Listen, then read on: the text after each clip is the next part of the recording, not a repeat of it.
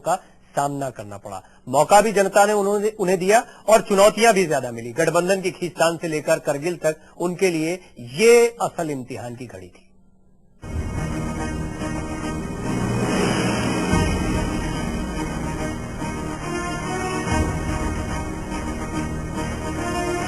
उन्नीस सौ 96 के चुनाव में सरकार बनाने से चूके अटल एक घायल शेर की तरह मौका ताड़ रहे थे।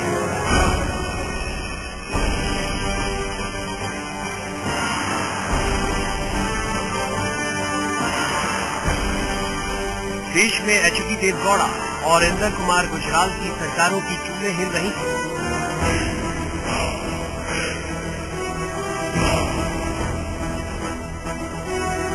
इस बीच अटल देश में ये संदेश फैलाने में कामयाब रहे कि वही एक मजबूत और स्थायी सरकार दे सकते हैं। लोकतंत्र की नैतिक व्यवस्था अपने मूल में नैतिक व्यवस्था। पुरानी सरकार के सामने रास्ता खुला था कि वो ईमानदारी से गठबंधन करते।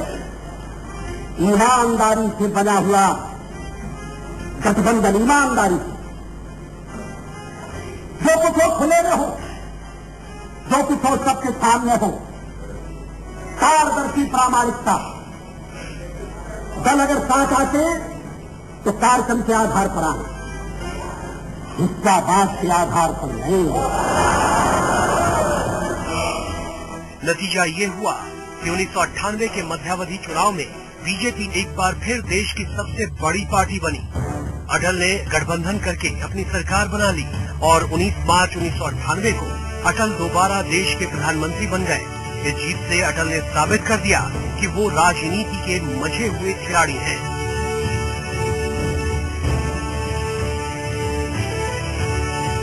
अटल अब कुछ ऐसा करने जा रहे थे जिसकी गूंज से पूरा विश्व भौचक्का रह गया।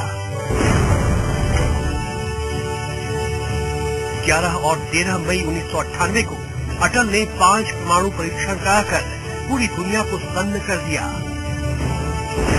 Today, at 15:45 hours,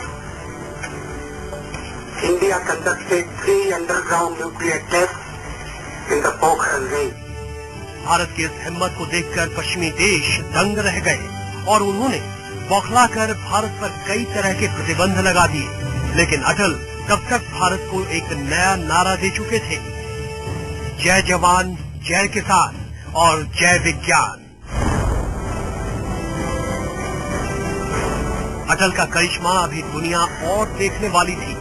20 फरवरी 1999 को अटल जी ने अमृतसर से लाहौर तक बस यात्रा करके जता दिया कि भारत पाकिस्तान के साथ जंग नहीं, दोस्ती चाहता है और भारत इस पहल के लिए तैयार है।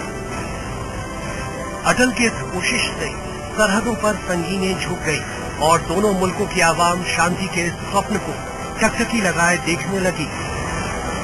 लेकिन नवाज शरीफ के इस साथ को पाकिस्तान के सैन्य हुक्मरान बर्दाश्त नहीं कर पा रहे थे और वो वहां की सरकार के पीछे साजिश करने में जुटे हुए थे।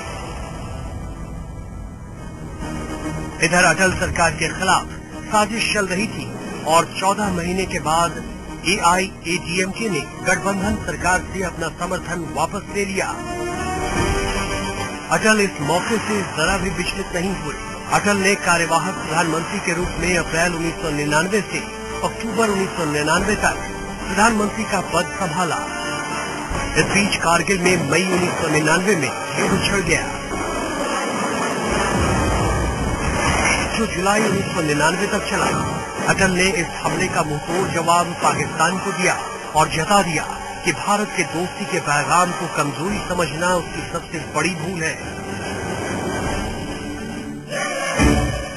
ऑपरेशन विजय में जीत के बाद अक्टूबर 1999 में 13वीं लोकसभा के मध्यावधि चुनाव हुए, जिसमें एनडीए का नेतृत्व करके अटल ने पहली बार चुनाव में स्पष्ट बहुमत हासिल किया। 13 अक्टूबर 1999 को राष्ट्रपति KR नारायणन ने उन्हें तीसरी बार प्रधानमंत्री पद की शपथ दिलाई और अटल की ये सरकार पूरे 5 साल चली। इस दौरान अटल ने दिखा दिया कि देश का लोकतंत्र बेहद मजबूत है, जहां संभावनाओं और विचारों की कद्र की जाती है। Bureau report, live India. राजनीति में अपने जौहर और तेवर दिखा रहे अटल ने अब तक कई पड़ाव देखे। गठबंधन सरकारों को लेकर उनका नजरिया सबसे अलग रहा।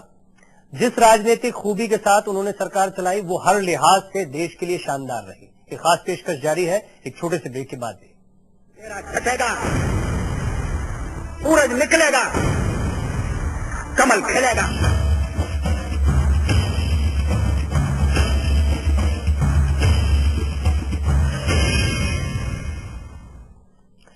हमारी खास पेशकश मैं हूं अटल लगातार जारी है और अभी तक हमने अटल बिहारी वाजपेयी की राजनीतिक शख्सियत के बारे में कई पहलू आपको बताए हैं। उनका सफर प्रधानमंत्री बनने तक का 13 दिन 13 महीने और उसके बाद 5 साल तक कामयाबी से सरकार चलाना। इस बीच अटल बिहारी वाजपेयी का कवि मन लगातार कविताएं बनाता गया, लोगों के सामने रखता गया। लेकिन इस बार कविताएं राजनीतिक मसलों पर भी टिकी हुई थी और खास तौर पर पाकिस्तान को लेकर जो कड़े तेवर उनके भाषणों में देखने को मिल रहे थे वही रस कविताओं में भी देखने को मिल रहा था।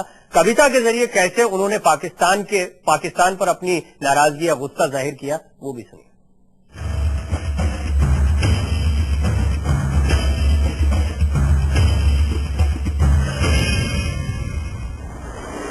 एक नहीं दो नहीं करो 20 समझौते जो पाकिस्तान से कहा गया है। एक नहीं दो नहीं करो 20 समझौते पर स्वतंत्र भारत का मस्तक नहीं झुकेगा। अगणित बलिदानों से अर्जित है स्वतंत्रता, अगणित बलिदानों से अर्जित है स्वतंत्रता, श्वेत शोणित से सिंचित है स्वतंत्रता, त्याग तेज तत्फल से रक्षित है स्वतंत्रता, दुखी मनुष्यता के हित अर्पित है स्वतंत्रता। इसे मिटाने की साजिश करने वालों से कह दो चिनगारी का खेल बुरा होता है। इसे मिटाने की साजिश करने वालों से कह दो चिनगारी का खेल बुरा होता है। औरों के घर आग लगाने का जो सपना वह अपने ही घर में सदा खड़ा हो। अपने ही हाथों तुम अपनी कब्र न खोदो, अपने ही हाथों तुम अपनी कब्र न खोदो, अपने पैरों हाथ कुल्हाड़ी नहीं चलाओ। ओ नादान पड़ोसी अपनी आंखें खोलो, आजादी अनमोल न इसका मोल लगाओ। पर तुम क्या जानो आजादी क्या होती है, पर तुम क्या जानो आजादी क्या होती है। तुम्हें मुफ्त में मिली न कीमत गई चुकाई। अंग्रेजों के बल पर 2 टुकड़े पाए हैं, मां को खंडित करते तुमको लाज ना आई। अमरीकी शस्त्रों से अपनी आजादी को दुनिया में कायम रख लोगे यह मत समझो। अमरीकी शस्त्रों से अपनी आजादी को दुनिया में कायम रख लोगे यह मत समझो। 10-20 अरब डॉलर लेकर आने वाली बर्बादी से तुम बच लोगे ये मत समझो। धमकी जिहाद के नारों से हथियारों से कश्मीर कभी हथियार लोगे यह मत समझो। हमलों से अत्याचारों से संहारों से भारत का शीश झुका लोगे यह मत समझो। अमरीकी शस्त्रों से अपनी आजादी को दुनिया में कायम रख लोगे ये मत समझो। 10-20 अरब डॉलर लेकर आने वाली बर्बादी से तुम बच लोगे ये मत समझो। धमकी जिहाद के नारों से अत्याचारों से, धमकी जिहाद के नारों से हथियारों से कश्मीर कभी हथियार लोगे ये मत समझो। हमलों से अत्याचारों से संहारों से भारत का शीश झुका लोगे ये मत समझो। जब तक गंगा की धार सिंधु में ज्वार, अग्नि में जलन, सूर्य में तपन शेष, स्वातंत्र समर की वेदी पर अर्पित होंगे अगणित जीवन यौवन शेष। अमेरिका का संसार भले ही हो विरुद्ध, कश्मीर पर भारत का ध्वज नहीं झुकेगा। एक नहीं दो नहीं।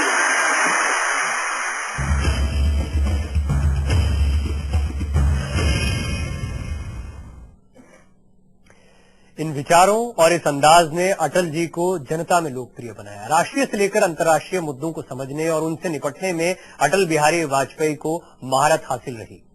अटल अब ऐसा वक्त देखने जा रहे थे जहां उनकी राजनीति के कौशल का कड़ा इम्तिहान होने वाला था।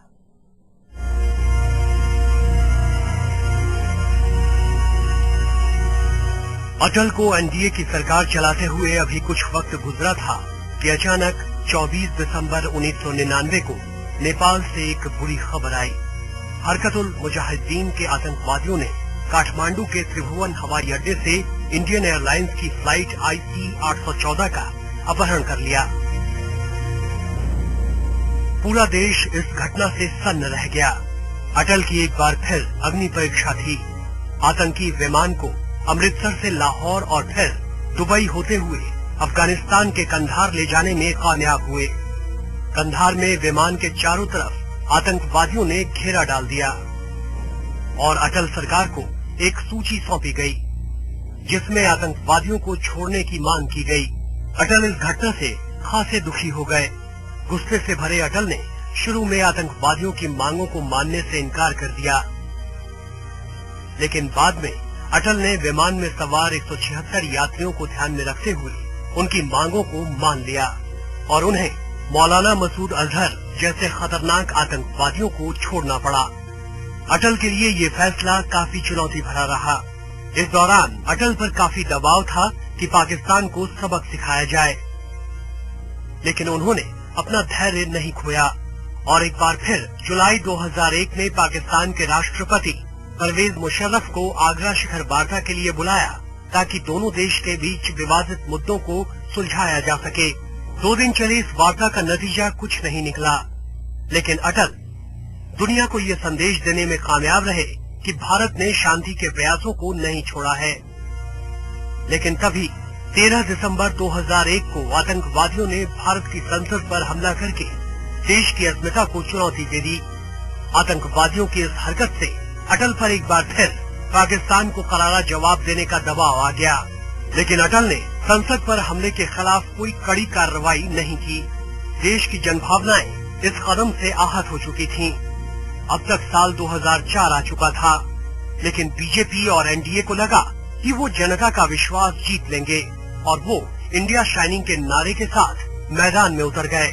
नतीजा ये हुआ कि अप्रैल से मई 2004 तक चले चुनाव में एनडीए चुनाव हार गया और कांग्रेस ने यूपीए के रूप में चुनाव जीत लिया।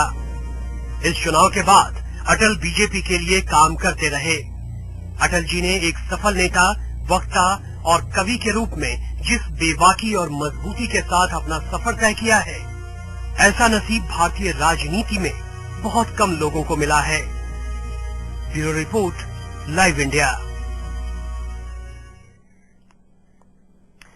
मैं हूं अटल। अटल बिहारी वाजपेयी की शख्सियत एक कामयाब राजनेता की रही, एक बेहतरीन कवि की रही और लोकप्रिय नेता की भी रही है। अटल बिहारी वाजपेयी बेशक अभी सक्रिय राजनीति से दूर है, लेकिन इसके बावजूद जैसे देश के तमाम बड़े नेता रहे हैं, देश की धरोहर उनके कई भाषण हैं, उनके विचार हैं और इसी तरह से अटल बिहारी वाजपेयी ने जो कुछ कहा है, जो कुछ उनके विचार रहे हैं, जो कुछ उन्होंने देश के लिए दिया है, वो आज भी काम आता है। और ये एक बड़ी खूबी थी उनकी शख्सियत की कि सिर्फ उनके राजनीतिक दल के लोग या उनसे जुड़े हुए लोग उन्हें पसंद नहीं करते थे, उनके विपक्षी भी उनका सम्मान करते थे। हमारी ये खास पेशकश जारी। अंधेरा छटेगा, सूरज निकलेगा, कमल खिलेगा।